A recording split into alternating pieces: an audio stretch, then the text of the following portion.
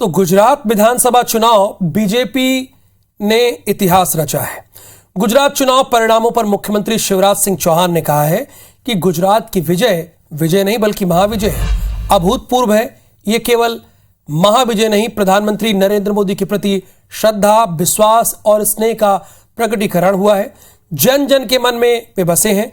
गुजरात में जो विजय हुई है उसने सिद्ध किया है कि वास्तव में नरेंद्र मोदी जी कल्प वृक्ष हैं। शिवराज सिंह चौहान ने यह भी कहा है कि जनता असीम श्रद्धा उनके प्रति रखती है। जो विकास का मॉडल उन्होंने गुजरात मॉडल के रूप में दिया, वो देश और दुनिया को कई मायने में दिशा दिखा रहा है। गुजरात की विजय विजय नहीं, महाविजय है। और ये केवल महाविजय नहीं है, माननीय श्रीमान नरेंद्र मोदी जी के प्रति विश्वास, श्रद्धा और स्नेह का प्रकटीकरण हुआ है।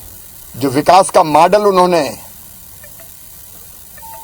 गुजरात मॉडल के रूप में दिया,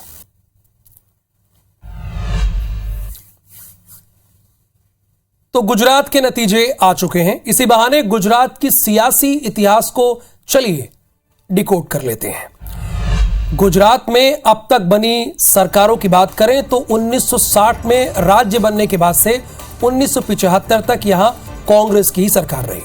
1975 में पहली गैर कांग्रेसी सरकार बनी, लेकिन अगले ही चुनाव में, यानी 1980 की बात हो रही है, 1980 में कांग्रेस ने सत्ता में वापसी कर ली।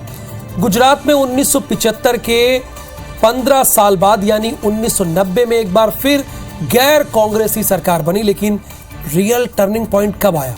1995 में, जब भाजपा ने पहली बार अपने दम पर यहां सरकार बनाई। तब केशुभाई पटेल राज्य के मुख्यमंत्री बने थे। 2001 में भाजपा ने केशुभाई पटेल को हटाकर नरेंद्र मोदी को गुजरात का मुख्यमंत्री बनाया। इसके बाद 2002, 2007 और 2012 में नरेंद्र मोदी की अगुवाई में भाजपा ने विधानसभा चुनाव रिकॉर्ड बहुमत से जीते।